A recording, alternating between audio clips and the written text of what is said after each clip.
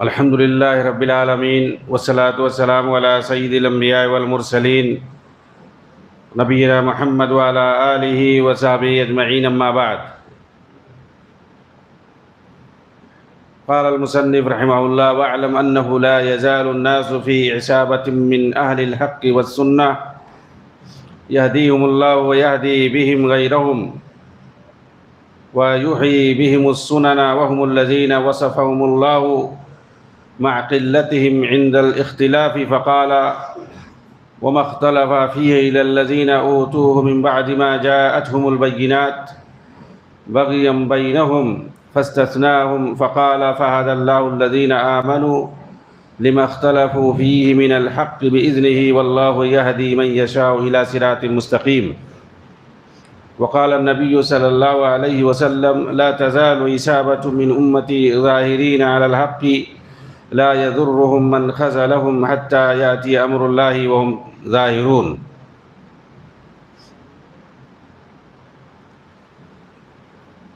امام بربہاری رحمہ اللہ اپنی کتاب شرح السنہ کے اندر کہتے ہیں: جان لیں اہل حق اور اہل السنہ کی ایک جماعت ہمیشہ باقی رہے گی، اللہ انہیں راہ راست پر رکھے گا اور ان کے ذریعے دوسروں کو بھی راہ راست پر لائے گا، اور انہی کے ذریعے اللہ تعالیٰ سنتوں کو زندہ کرے گا، اور اختلاف کے وقت قلت کے باوجود اللہ تعالیٰ نے ان کا وصف بتاتے ہوئے کہا ہے: وَمَا اخْتَلَفَ فِيهِ إِلَّا الَّذِينَ أُوتُوهُ مِن بَعْدِ مَا جَاءَتْهُمُ الْبَيِّنَاتُ بَغْيًا بَيْنَهُمْ، اور اس میں اختلاف انہی لوگوں نے کیا جنہیں وہ دی گئی تھی بعد اس کے کہ ان کے پاس دلیلیں واضح طور پر آ چکی تھیں آپسی ضد کی وجہ سے۔ پھر ان میں سے اللہ تعالیٰ نے مستثنیٰ کرتے ہوئے فرمایا: فَهَدَى اللَّهُ الَّذِينَ آمَنُوا لِمَا اخْتَلَفُوا فِيهِ مِنَ الْحَقِّ بِإِذْنِهِ وَاللَّهُ يَهْدِي مَن يَشَاءُ إِلَى صِرَاطٍ مُسْتَقِيمٍ، کہ پھر جو لوگ ایمان لائے اللہ نے انہیں اپنے حکم سے حق میں سے اس بات کی ہدایت دی جس میں انہوں نے اختلاف کیا تھا، اور اللہ جسے چاہتا ہے سیدھے راستے کی طرف ہدایت دیتا ہے۔ اور اللہ کے رسول صلی اللہ علیہ وسلم نے فرمایا: لا تزال عصابة من امتی ظاہرین علی الحق لا يضرهم من خذلهم حتى یاتی امر اللہ وهم ظاہرون، کہ میری امت میں ایک جماعت ہمیشہ حق پر غالب رہے گی، رسوا کرنے والے اس کا کوئی نقصان نہیں پہنچا سکیں گے یہاں تک کہ اللہ کا فیصلہ آ جائے اور وہ غالب رہیں گے۔ یہاں پر مصنف رحمہ اللہ کتاب و سنت اور اللہ کے حکم پر قائم رہنے والی جماعت طائفہ منصورہ کے بارے میں گفتگو کر رہے ہیں۔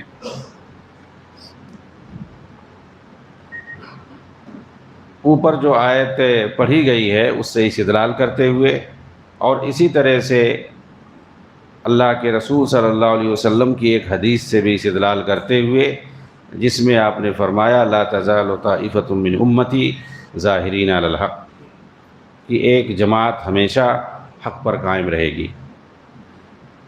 اسی طرح سے اللہ کے رسول نے اس کی پہچان بتلاتے ہوئے ایک جگہ فرمایا جسے حدیث افتراق کہتے ہیں۔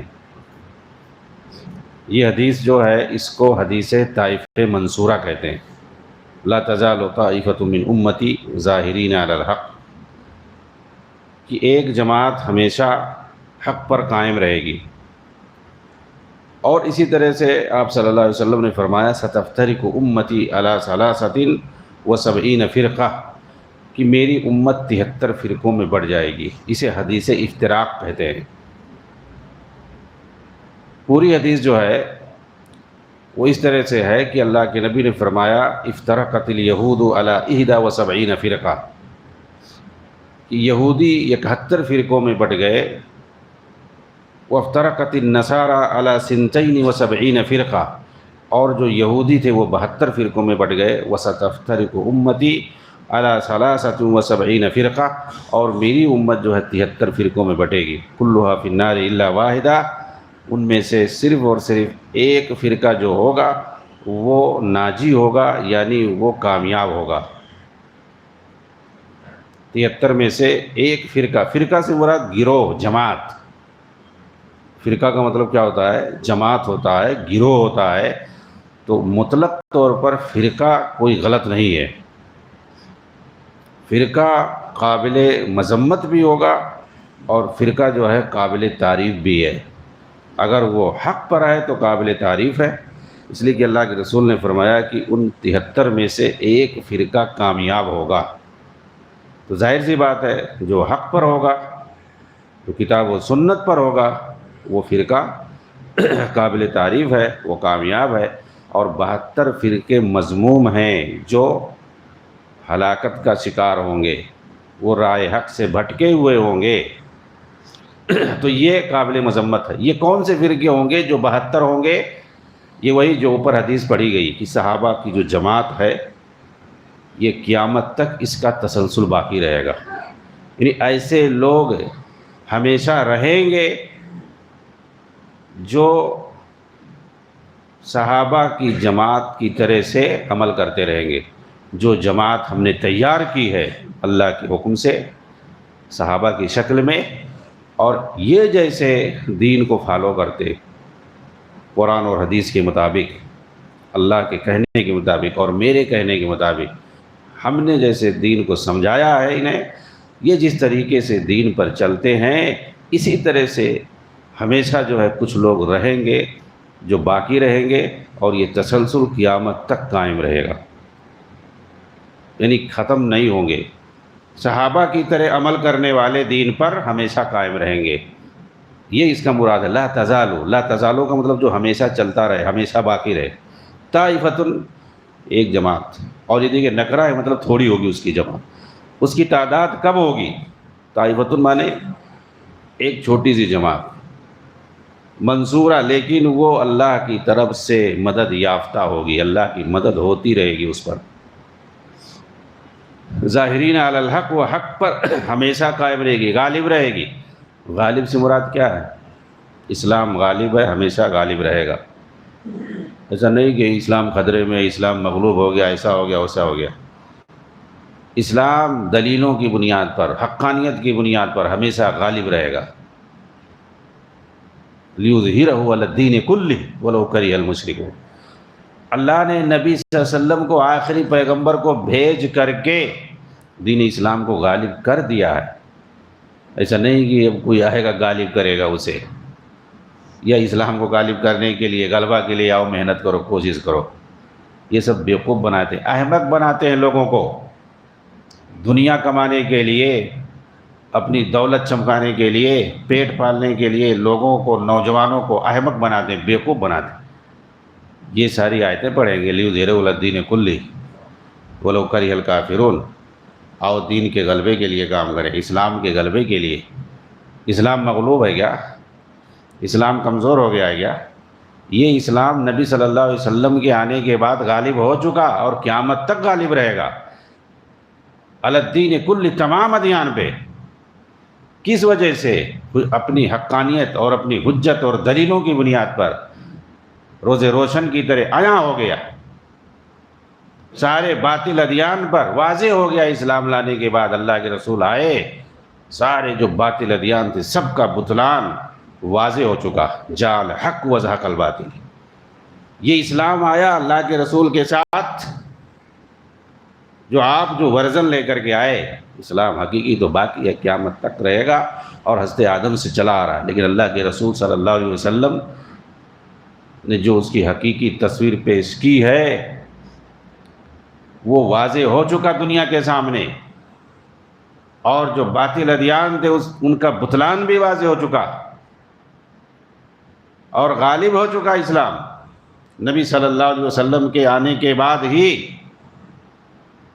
اب اس کو کوئی ایسا نہیں کہ آ کر کے غالب کرے، اسلام مغلوب ہو چکا ہے۔ الاسلام یعلو ولا یعلی علیہ، اسلام ہمیشہ غالب رہے گا، اس کو کوئی مغلوب کر نہیں سکتا ہے۔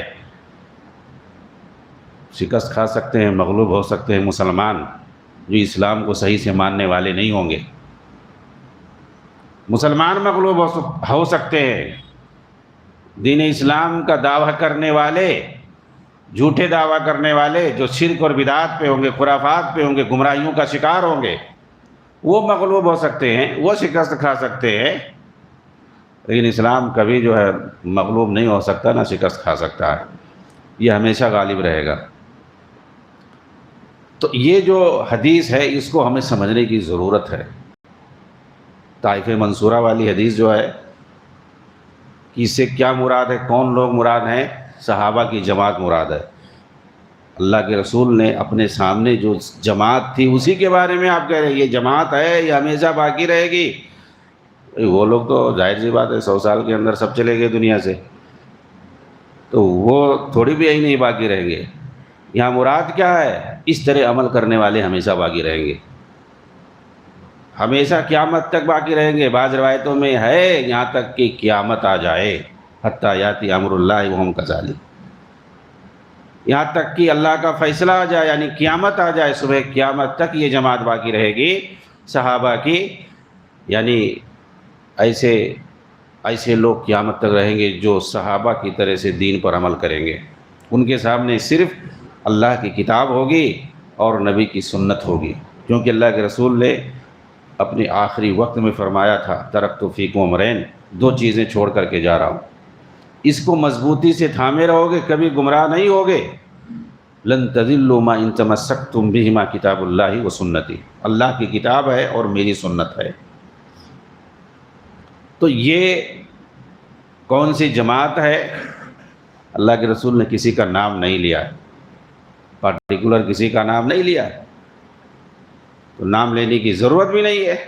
جب اللہ کے رسول نے نہیں نام لیا، آپ نے ایک پہچان بتائی ہے کہ یہ صحابہ کی جو جماعت ہے ہمارے سامنے، یہ جیسے دین پر عمل کر رہے ہیں ایسے لوگ رہیں گے، کتاب و سنت پر چلنے والے ایسے قیامت تک باقی رہیں گے، واضح ہے۔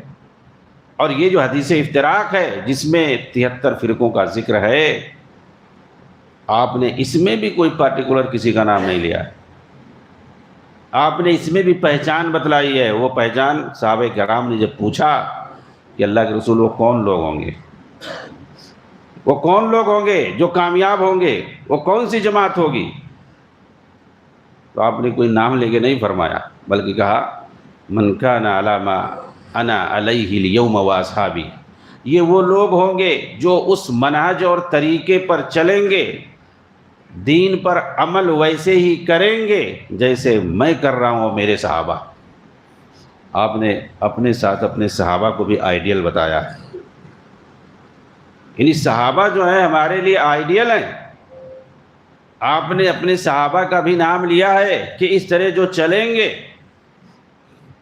ظاہر سی بات ہے صحابہ کو آئیڈیل کون لوگ بنا رہے ہیں، اور صحابہ کو گالیاں کون لوگ دے رہے ہیں، صحابہ پر تنقیدیں کون لوگ کر رہے ہیں، صحابہ کے خلاف کتابیں کون لوگ لکھ رہے ہیں، صحابہ کے خلاف چارج شیٹ کون لوگ تیار کر رہے ہیں، اور صحابہ پر ریسرچ پیپر کون لوگ لکھ کر کے دنیا میں پھیلا رہے ہیں، چیلنج مار رہے ہیں، یہ سب جانتے ہیں کون سی گروہ ہے، کیسے قسم کے لوگ ہیں، کس کی تائید کرنے والے ہیں۔ تو صحابہ کو اللہ کے رسول نے آئیڈیل بنا کر کے پیش کیا ہے، جو صحابہ کے طریقے پر چلیں گے، یعنی دین پر ویسے ہی عمل کریں گے جیسے ہمارے صحابہ عمل کرتے، اور جیسے میں عمل کر رہا ہوں۔ سب سے پہلے ما انا علیہ، انا میں جس طریقے سے دین پر عمل کر رہا ہوں، وہ اصحابی، اور جس طرح سے میرے صحابہ چل رہے ہیں دین پر۔ الیوم کا لفظ آج، یعنی اپنے زمانے کی بات بتا رہے ہیں اللہ کے رسول۔ ہمیں یعنی بعد والوں کو فالو کرنے یا بعد والوں کو امام اور مقتدی بنانے کی ضرورت نہیں ہے۔ ہمارے اسوہ، نمونہ اور آئیڈیل جو بھی ہیں وہ نبی کا زمانہ ہے، چاہے وہ نبی صلی اللہ علیہ وسلم ہو یا نبی کے صحابہ ہوں۔ صرف یہی 2 لوگ ہو سکتے ہیں جو آئیڈیل بن سکتے ہیں۔ کون لوگ؟ صرف نبی صلی اللہ علیہ وسلم اور آپ کے صحابہ، ان کے علاوہ اور کوئی جو ہے آئیڈیل نہیں بن سکتا ہے دین کے معاملے میں۔ کسی کو بھی اپنا امام اور مقتدی نہیں بنا سکتے ہو کلی طور پر. ہر ایک کی بات کو دیکھا جائے گا، پرکھا جائے گا، جانچا جائے گا قرآن اور حدیث کی روشنی میں. اس کی بات موافق ہوگی قبول کیا جائے گا، نہیں موافق ہوگی سائڈ میں لگا دیا جائے گا. وہ کوئی بھی ہو، تمام ائمہ، تابعین، تبع تابعین اور محدثین سب نے یہی بات کہی ہے. تو اس کے اندر کیا پتہ چلا کہ جو لوگ صحابہ کے طریقے پر چلنے والے ہوں گے، جو لوگ نبی کے طریقے پر چلنے والے ہوں گے، وہی کامیاب ہوں گے. اب ہر آدمی اپنے گریبان میں جھانک کر دیکھے، اپنے عمل کو دیکھے، اپنے عمل کو جانچے کہ اس کا عمل نبی صلی اللہ علیہ وسلم کے طریقے کے مطابق ہے یا نہیں ہے، صحابہ کے طریقے کے مطابق ہے یا نہیں ہے، وہی کامیاب ہوگا. اور دین کے اندر جو گمراہی پیدا ہوتی ہے وہ اسی میں ہوتی ہے، طریقے میں، دین پر کیسے عمل کیا جائے، اس میں گمراہی پیدا ہوتی ہے. دین کو ہر کوئی مانتا ہے، قرآن اور حدیث کو ہر کوئی مانتا ہے، اللہ رسول کو ہر کوئی مانتا ہے. گمراہی کہاں پیدا ہوتی ہے کہ دین پر کیسے چلا جائے، دین پر عمل کیسے کیا جائے، اس کو فالو کیسے کیا جائے، یہاں پر گمراہی پیدا ہوتی ہے. یہاں آدمی بھٹکتا ہے، اپنی منمانی یہاں کرنا شروع کر دیتا ہے جہاں پر منمانی کرنا نہیں چاہیے. یہ سب توقیفی ہے. جیسے ہم قرآن حدیث کو ماننے والے ہیں، اللہ اور اس کے رسول کو ماننے والے ہیں، یہ بھی ضروری ہے کہ ہم اس قرآن اور حدیث پر ویسے عمل بھی کریں جیسے اللہ کے رسول نے بتایا صحابہ کرام کو. یہ بھی ضروری ہے کیونکہ اللہ کے رسول نے صحیح مسلم کے اندر فرمایا ہے، حضرت عائشہ روایت کرتی ہیں کہ اگر کوئی دین پر عمل اس طریقے پر کرے گا جو میں نے بتایا نہیں ہے، اللہ کے یہاں وہ مردود ہوگا. من عمل عملا لیس علیہ امرنا فہو رد. یہ ساری چیزیں موجود ہیں قرآن حدیث میں، یہ مسلم شریف کے اندر موجود ہے. اب جو لوگ پڑھتے ہیں حدیث وہ لوگ جانتے ہیں، جو لوگ حدیث سے دور ہیں ان کو کیا پتہ، وہ اپنے اپنے فرقے کی بات کرتے ہیں. اور کوئی آتا ہے نیا نیا، کوئی پیدا ہوتا ہے اور کہتا ہے کوئی اسلام میں فرقہ نہیں ہے، کچھ نہیں، ہم صرف مسلمان ہیں.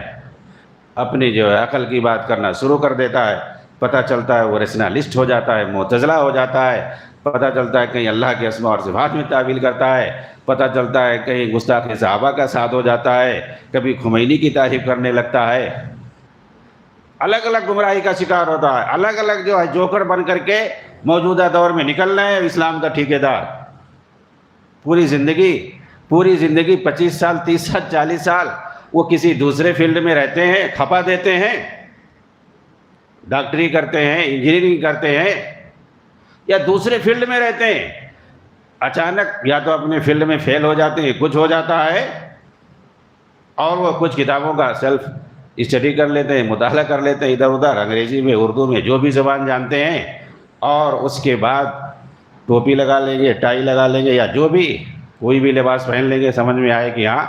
اور آ کر کے ٹی وی میں، آج کل ٹی وی بھی چل گئی ہے، سوشل میڈیا بھی ہے، کچھ نہیں ہے تو یوٹیوب ہے، فیس بک ہے، اپنے ہی گھر میں بیٹھ کر کے چالو ہو جائیں گے، دین کے مبلغ بن جائیں گے اور لوگوں کو گمراہ کرنا شروع کر دیں گے. سب سے پہلے یہ لوگ علماء ہی کو بلیم کریں گے. یہ لوگ تو کچھ کر ہی نہیں رہے ہیں. عوام جاہل ہوتی ہے، ارے یہ تو بہت بڑا کام کر رہا ہو اس کے پیچھے.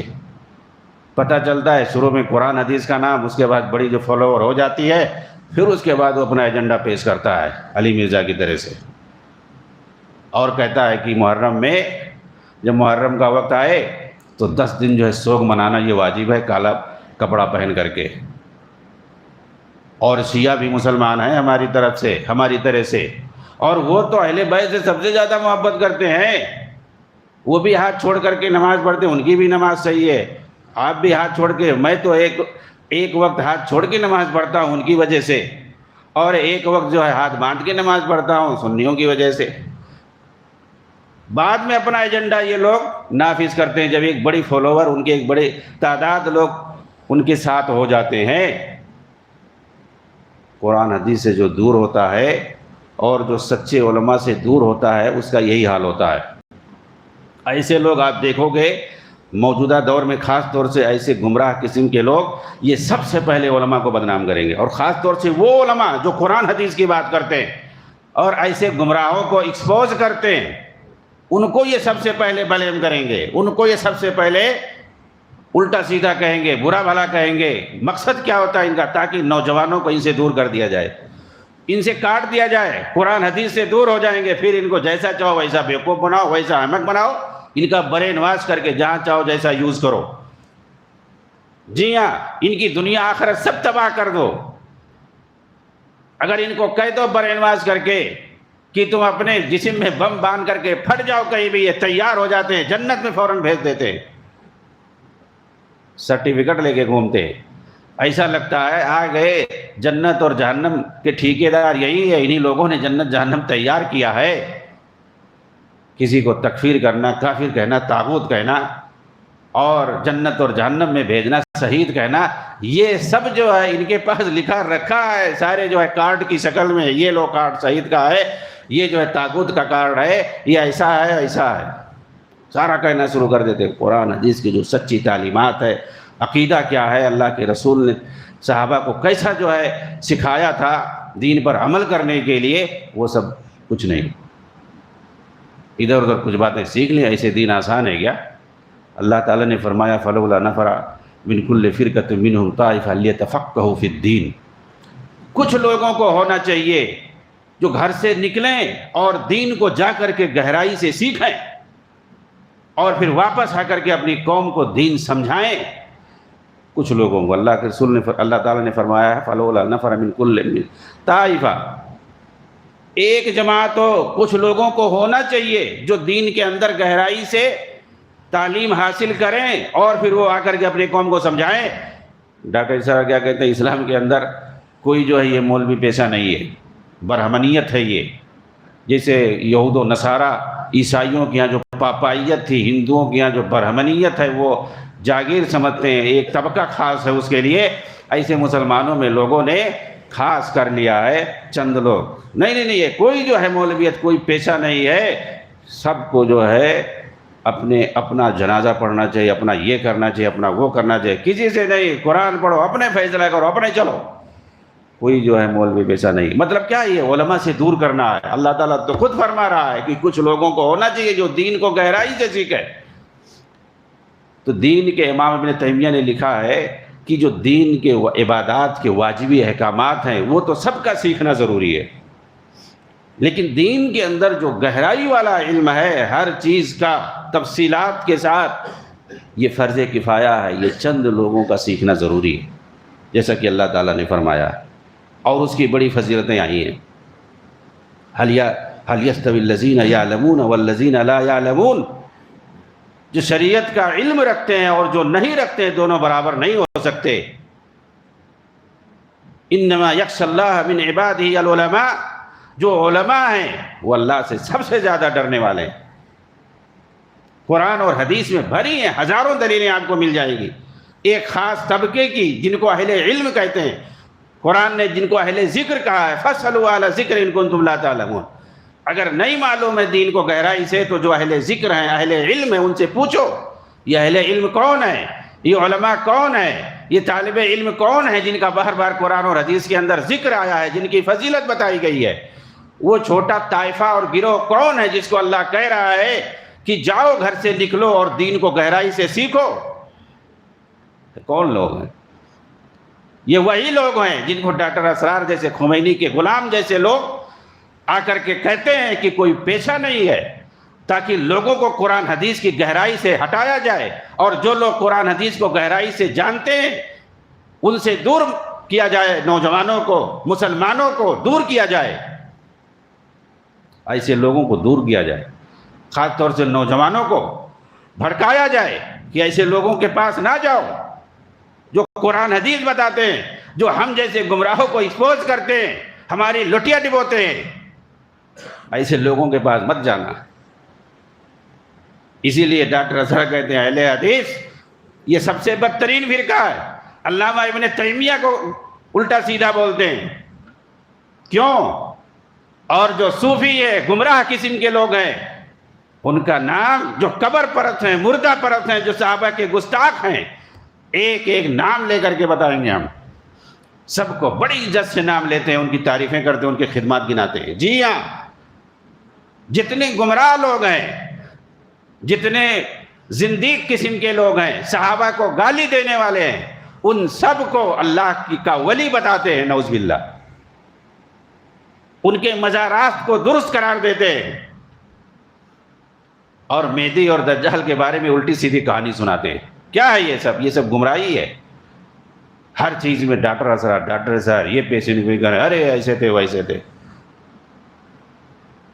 اہل حدیث نوجوان بہت زیادہ اس کے پیچھے لگے ہوئے ہیں۔ آج ہمیں ایسے لوگوں سے آگاہ ہونا چاہیے۔ کتاب و سنت کی جو صحیح تعلیم دے اس کے ساتھ رہنا چاہیے اور اس کی بات ہمیں ماننی چاہیے۔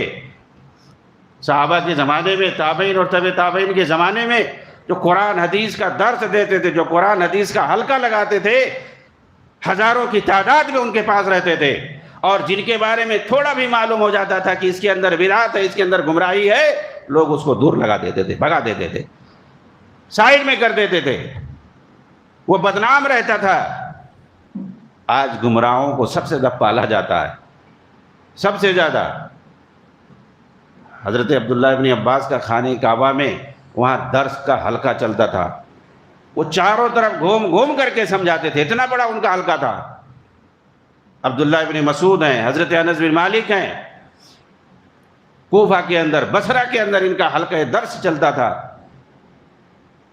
سیریا کے اندر، شام میں، دمشق میں، حمص میں، جتنے بڑے بڑے شہر ہیں وہاں ان لوگوں کا درس لگتا تھا۔ سارے لوگ آتے تھے، سنتے تھے اور دین حاصل کرتے تھے۔ کیا کسی نے کہا کہ یہ سب کچھ نہیں ہے، یہ لوگ ٹھیکیدار ہے؟ دین میں کون سی ٹھیکیداری ہے؟ یا چاہو تو گہرائی سے سیکھو۔ مطلب پاپائیت سے عیسائیوں کے یہاں جو ایک خاص طبقہ خاص ہے، ظاہر سی بات ہے وہ دوسرے کو کہتے ہی نہیں ہیں۔ ہندوؤں کے یہاں جو ایک طبقہ خاص ہے، ان کے یہاں طبقاتی نظام ہے۔ جو دوسرے 3 طبقے ہیں ان کے یہاں شرعی تعلیم، دینی تعلیم حاصل کرنا صحیح نہیں ہے، حرام ہے، جائز نہیں ہے۔ اسلام میں ایسا تھوڑی ہے کوئی بھی آئے، دین اسلام میں ایسا تھوڑی ہے، نہ طبقاتی نظام ہے، نہ کسی کو منع ہے۔ کوئی بھی تعلیم حاصل کرے، جس کو اگر ضرورت ہے اور جو چاہتا ہے وہ گہرائی سے حاصل کرے، وہ بڑے سے بڑا عالم بن جائے، کہیں نہیں منع ہے۔ اسلام کے اندر کوئی ممانعت نہیں ہے، تو کیسے ہم اس کو پاپائیت کہہ سکتے ہیں؟ اسلام میں پاپائیت ہے ڈاکٹر اسرار کے مطابق، کیا یہ صحیح ہے؟ اسلام میں برہمنیت ہے، کسی نے بتایا ہے، کسی مولوی نے، کسی عالم نے بتایا ہے کہ یہ جاگیر ہے فلاں طبقے کا، کہ یہی لوگ حاصل کر سکتے ہیں، صرف سید خاندان ہی قرآن حدیث کا تعلیم حاصل کر سکتا ہے، شریعت کا تعلیم حاصل کر سکتا ہے؟ کسی عالم نے بتایا ہے؟ خان یا پٹھان ہی صرف پڑھ سکتا ہے اور دوسرے لوگ نہیں؟ کسی نے بتایا ہے یا قرآن حدیث میں کہیں آیا ہے؟ تو یہ ہم کیسے کہہ سکتے ہیں کہ برہمنیت ہے؟ یہ ہندوؤں کے اندر تو صاف ہے کہ صرف جو ہے برہمنی تعلیم حاصل کر سکتے ہیں، وہی اس کا حق رکھتے ہیں، وہی صرف دینی اور دھارمک تعلیم جو ہے وہی حاصل کر سکتے ہیں، وہی یہ کام کر سکتے ہیں، دوسرے لوگ الگ الگ کام سب کا بانٹا ہوا ہے۔ کیا اسلام میں یہ بانٹا ہوا ہے؟ کسی نے آج تک کہا؟ تو یہ گمراہی کیوں، یہ گمراہ کیوں کیا جا رہا ہے؟ یہ علماء حق سے بھٹکانے کی کوشش ہے۔ جی ہاں، یہ نوجوانوں کو بھٹکانے کی کوشش ہے، عوام کو شریعت کی دین اور دین کی تعلیم سے یہ بھٹکانے کی کوشش ہے۔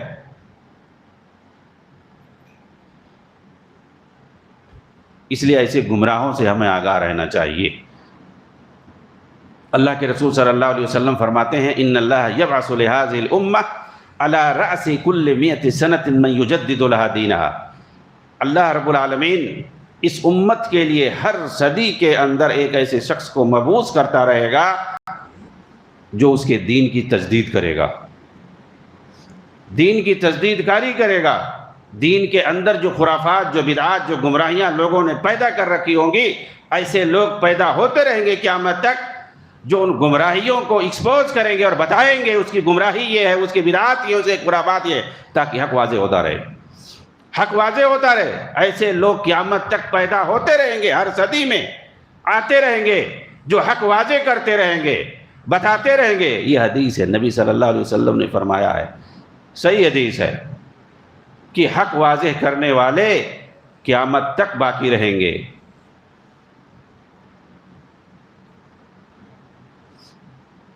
چلیے آگے چلتے ہیں. وَاعْلَمْ رحمك الله أن العلم ليس بكثرة الرواية والكتب إنما العالم من اتبع العلم والسنن وإن كان قليل العلم والكتب ومن خالف الكتاب والسنة فهو صاحب بدعة وإن كان كثير العلم والكتب. بہت ہی اہم بات لکھی ہے امام بربہاری رحمہ اللہ نے. کہتے ہیں کہ جان لیں، اللہ پر رحم فرمائے، علم جو ہے یہ شرعی علم، یہ کثرت روایت اور کثرت کتب کو نہیں کہتے کہ آپ کے پاس بہت زیادہ روایت ہے، آپ کے پاس بہت زیادہ کتابیں ہیں، پوری جو ہے لائبریری آپ کے پاس ہے، آپ کے پاس روایت کا خزانہ ہے، لیکن ہم یہ نہیں جانتے کون سی صحیح ہے کون سی غلط ہے. مولانا مودودی اپنی کتاب خلافت الملکیت میں، خلافت الملکیت ایسی کتاب ہے کہ یہ ایرانیوں کو تحفے میں دیتے ہیں. ایرانی کونسلیٹ میں جاتے ہیں تو یہ کتاب لے کے جاتے ہیں تحفے میں دینے کے لیے، اور کوئی کتاب نہیں ملی. کیوں یہ تحفے میں دیتے ہو ایرانیوں کو؟ خلافت الملکیت جو انہوں نے لکھی ہے یہ ایرانیوں کو، شیعوں کو تحفے میں دیتے ہیں. فارسی میں ترجمہ کرا کے ان لوگوں نے اپنے جو ہے مدرسوں میں نصاب میں داخل کر رکھا ہے. کیوں تم کو اتنی محبت ہے بھائی شیعوں کو؟ مودودی کی کتابوں سے شیعوں کو کیوں محبت ہے؟ اہل سنت کے دیگر لوگوں کی کتابوں سے وہ لوگ تو نفرت کرتے ہیں. مودودی اور سید قطب کی کتابوں سے انہیں کیوں محبت ہے؟ فارسی میں اس کا ترجمہ کر کے فوراً وہ اپنے ملک میں رائج کرتے ہیں. اور تم لوگوں کو شیعوں سے اتنی محبت کیوں، اور خلافت الملکیت ہی انہیں کیوں دیتے ہو بھائی تحفے میں؟ یہی خلافت الملکیت اگر بہت اچھی کتاب ہے تو کسی دوسرے سنی ملک میں یا اس کے جو ہے کونسلیٹ میں جا کر کے، اس کے جو ہے سفارت خانے میں، ایمبیسی میں جا کر کے، جیسے کہ جو ہے سعودی عرب ہو گیا، قطر ہو گیا، کویت ہوگا، ان کے ایمبیسڈر کو جا کر کے خلافت الملکیت دو، بہت اچھی کتاب ہے تو تحفے میں. ایران ہی کو کیوں دیتے ہو؟ انہی کو کیوں دیتے ہو؟ اس کا مطلب ہے کہ وہ کتاب سے ان کو بڑا فائدہ ہوتا ہے.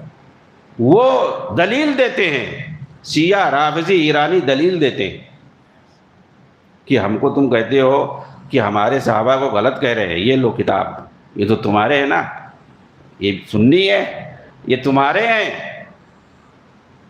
وہ ان لوگوں کی کتابوں کو دلیل کے طور پر پیش کرتے ہیں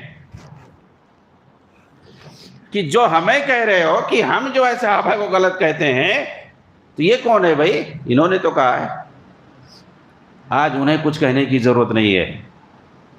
سنیت کے لباس میں، بھیس میں پڑھ کر کے وہ سب کام کر رہے ہیں لوگ جو شیعوں کو کرنے کی ضرورت نہیں ہے. ابلیس خوش ہے، اسے کچھ کرنا نہیں، وہ آرام کر رہا ہے. اس کے چیلے وہ سب کام کر رہے ہیں، لوگوں کو گمراہی کا کام اور صحابہ کو گالی دینے کا کام، انہیں ان پر تنقید کرنے کا کام شیطان کے چیلے کر رہے ہیں. شیطان آرام کر رہا ہے کرسی پر بیٹھ کر کے، اسے اب کچھ کرنے کی ضرورت نہیں ہے. کیوں؟ کیونکہ اس کے چیلے وہ کام پورا کر رہے ہیں. یہ موجودہ دور کی بات ہے، اس سے پہلے ایسا کوئی چیلا نہیں پیدا ہوا تھا. بلکہ اگر ان گستاخوں کی طرف سے کوئی بھی کتاب آ جاتی تھی، کوئی پمفلٹ آ جاتا تھا، تو بغیر کسی تفریق کے اہل سنہ والجماعہ میں کوئی بھی ہو، سب جو اس کے خلاف کھڑے ہو جاتے تھے. رہتے تھے اہل حدیث رہتے تھے، سب لوگ کھڑے ہو جاتے تھے، لیکن سب سے آگے یہ لوگ رہتے تھے. کوئی نہیں پیدا ہوتا تھا کہ انہی کی غلامی کرے اور شیطان کے نقش قدم پر چلے، جس طریقے سے موجودہ زمانے میں یہ کام ہوا. تو مصنف رحمہ اللہ کہہ رہے ہیں کہ شرعی علم کسے کہتے ہیں؟ حقیقت میں بہت زیادہ کتابیں ہو جائے، بہت زیادہ روایتوں کو لے لیا جائے، اس کی وجہ سے نہیں، بلکہ جو علم اور سنت کی اتباع کرے اس کو علم کہتے ہیں، شرعی علم کہتے ہیں. خلافت و ملوکیت جس کی بات چل رہی تھی، میں بھول گیا جو کوٹ کرنا چاہ رہا تھا، صرف کتاب ہی کہہ کر کے میں آگے نکل گیا۔ اس کتاب کے اندر ایک جگہ انہوں نے لکھا ہے کہ اگر ہم ساری روایتوں کو جیسے کہ لوگ کہتے ہیں کہ اس میں ضعیف روایتیں ہیں، جھوٹی روایتیں ہیں، اگر ہم سب کو چھوڑ دیں تو 2/3 حصہ تو ہمارا چھوٹ جائے گا، ختم ہو جائے گا، ہم کیا کریں گے پھر؟ مطلب ان کو فکر ہے، کیوں فکر ہے؟ یہ ضعیف روایتوں، تاریخ کے اندر ضعیف روایتوں کی تمہیں اتنا فکر کیوں ہے؟ جھوٹے اور رافضیوں کے، شیعوں کے، صحابہ کے خلاف من گھڑت روایتوں کی اتنی فکر کیوں ہے اس کو لینے کی بھائی؟ کہ حدیث کی کتابوں میں محدثین نے جو اصول اور ضابطے بنائے ہیں، وہ ضابطہ اگر ہم تاریخی روایتوں پر لگانا شروع کر دیں تو 2/3 ہمارا ختم ہو جائے گا، ہم کہاں سے دلیل لائیں گے ڈھونڈ کر کے؟ کیوں فکر ہے آپ کو؟ صحابہ کو بدنام کرنے کے لیے اتنی فکر ہے؟ صحابہ کے خلاف چارج شیٹ دائر کرنے کے لیے اتنی فکر ہے؟ جو محدثین نے اصول بنائے ہیں وہ ہر جگہ لاگو ہوں گے، چاہے کوئی حدیث میں کتاب لکھی یا تاریخ میں کتاب لکھے، کسی بھی حدیثیں صرف حدیث کی کتابوں ہی میں نہیں ہے، بہت ساری کتابوں میں ہیں، صحاح کے اندر ہے، سنن کے اندر ہے، طبقات کے اندر ہیں، معاجم کے اندر ہیں، اور تاریخی کتابوں کے اندر ہے، بہت ساری قسم کی کتابیں لکھی ہیں سلف نے، ان سب میں حدیث کی کتاب ہے اور سب میں روایت کا اعتبار کیا گیا ہے۔ البدایہ والنہایہ کیا ہے یہ؟ تاریخ طبری کیا ہے یہ؟ ان سب میں مورخین نے سند کا اعتبار کیا ہے، اور مقدمے میں لکھا ان لوگوں نے کہ ہم نے سند کے ساتھ روایت کو نقل کر دیا ہے، اس واقعے کو نقل کر دیا ہے، دیکھ لو سند، اگر صحیح ہو تو لے لو، اگر غلط ہے چھوڑ دو، یہ مورخین نے لکھا ہے۔ لیکن کیوں ہم صرف جھوٹی روایت ہی کو لاتے ہیں صحابہ کو بدنام کرنے کے لیے؟ اور ایسی بات کہنے کی ضرورت کیوں پڑ رہی ہے کہ اگر ہم محدثین کے اصول کو تاریخی روایتوں پر نافذ کر دیں گے، لاگو کر دیں گے، تو 2/3 ہماری جو ہے روایتیں چھوٹ جائیں گی؟ وہ واقعات ہم کہاں سے لائیں گے اپنی کتاب؟ انہی جھوٹے واقعات کو کیوں تم لاتے ہو بھائی؟ صحیح واقعات کیوں نہیں؟ قرآن حدیث کم ہے کیا؟ اور حدیثیں کم ہیں کیا جو صحابہ کے بارے میں بتائی گئی ہیں؟ شیعہ رافضیوں ہی کی روایتیں کیوں لا رہے ہو؟ کیوں پیچھے پڑے ہوئے ہو؟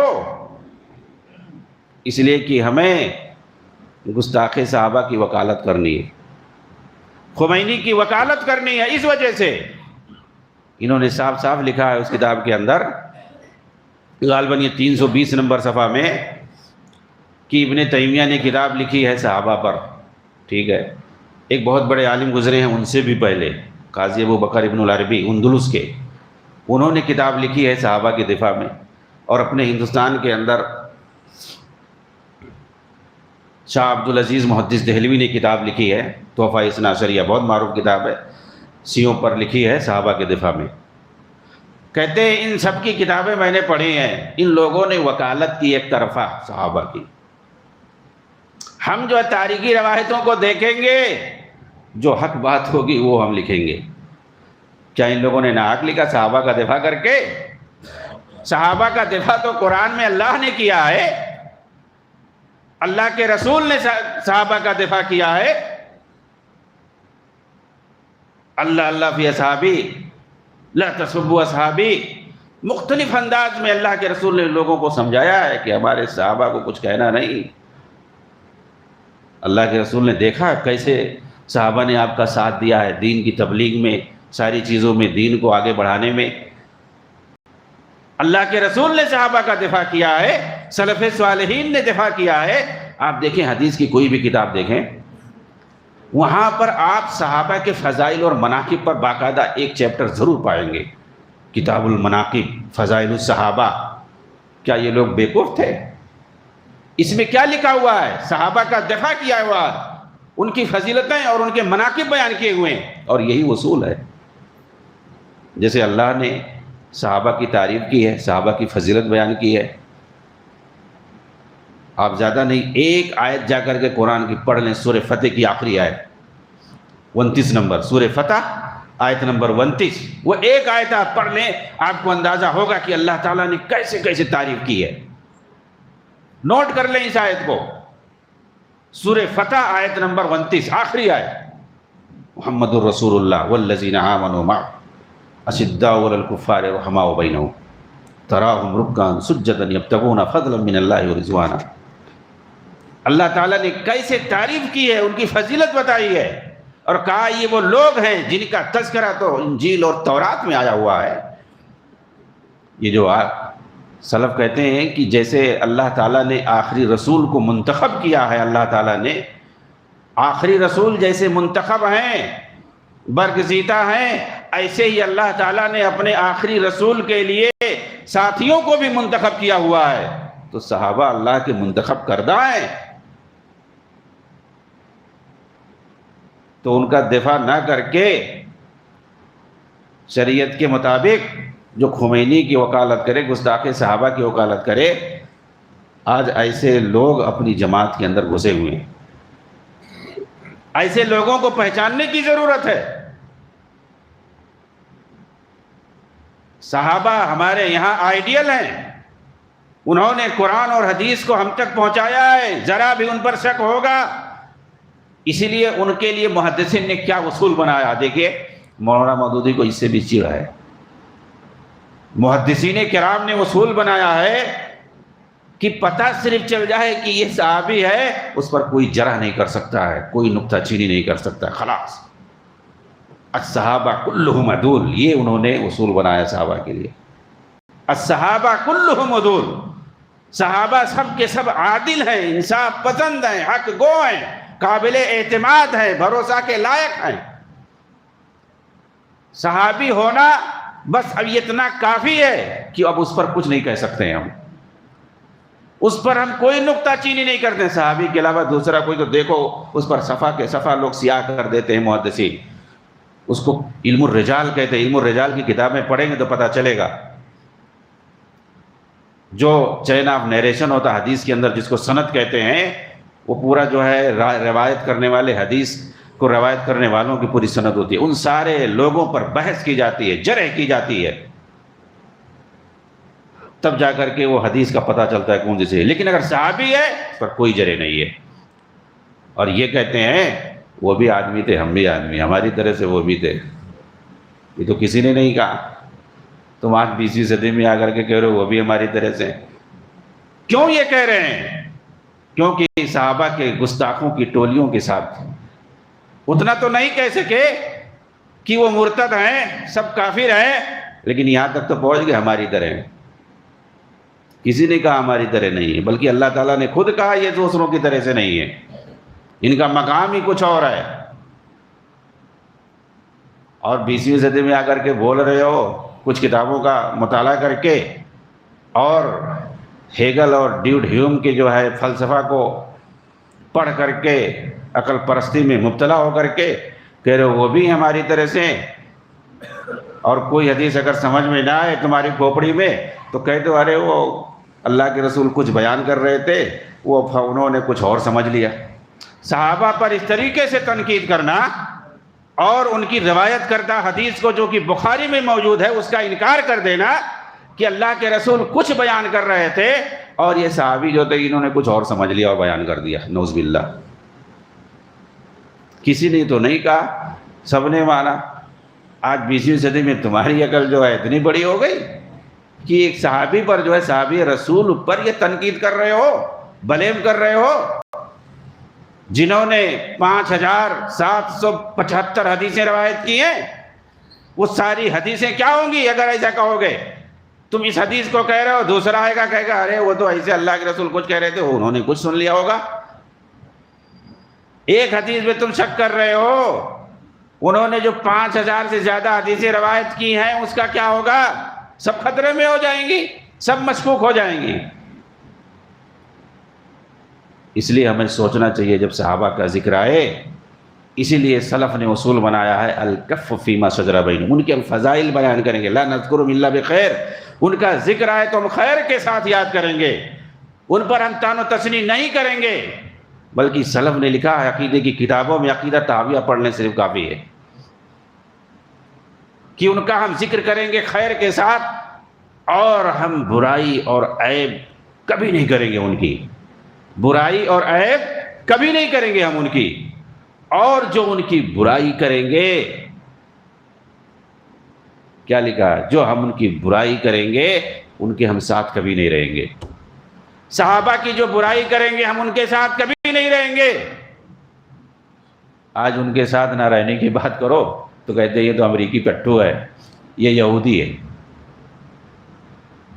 ہمیں عقیدہ سکھایا نہیں جاتا، ہمیں اصول پڑھایا نہیں جاتا ہے، دور رکھا جاتا ہے، اسی لیے آج ہم کنفیوژن میں مبتلا ہیں، آج ہم گمراہی کی طرف جا رہے ہیں۔ اللہ رب العالمین سے دعا ہے کہ اللہ تعالیٰ صحیح عقیدہ، توحید اور سنت کو سمجھنے اور اس پر عمل کرنے کی ہمیں توفیق عنایت فرمائے، کتاب و سنت سے جڑنے کی توفیق عنایت فرمائے۔